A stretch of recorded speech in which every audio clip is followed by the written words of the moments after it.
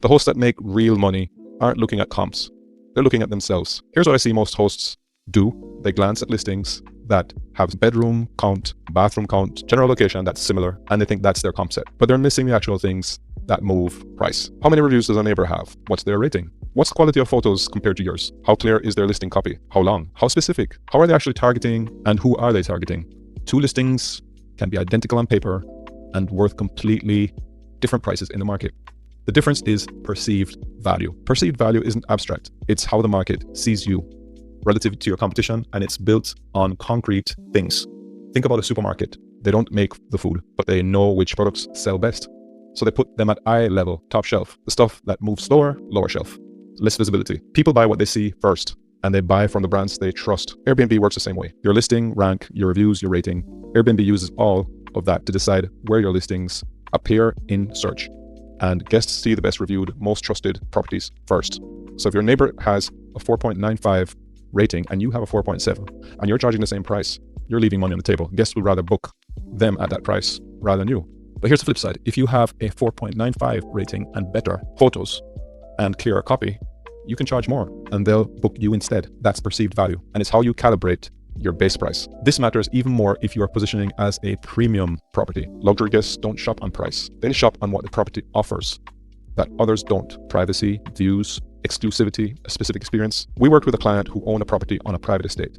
Massive views, completely off-grid, ultra-private. But when we came on board, they were promoting it all over the place as different things to different people. No clear message, no clear value proposition. So we built one. We got clear on what made this property special, the privacy, the experience, and we leaned hard into that in every listing, every message, every photo.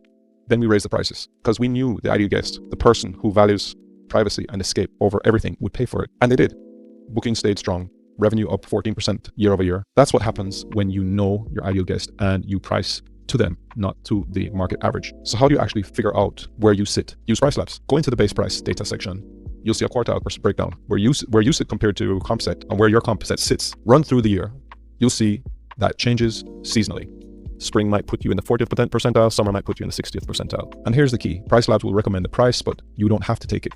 You can set your own price and it'll tell you exactly what percentile that puts you in. That's your calibration tool. That's how you know if you're in the right place. I had a client in New Hampshire with a barn cottage, beautiful property, but he limited his own pricing ceiling only looking at nearby listings, and the nearby listings were all underpriced. So he anchored to them, charging too little without realizing it. We went into price labs, looked at his actual percentile across a wider comp set and raised his prices 15 to 20%. You know what happened? Bookings went up, not down, up.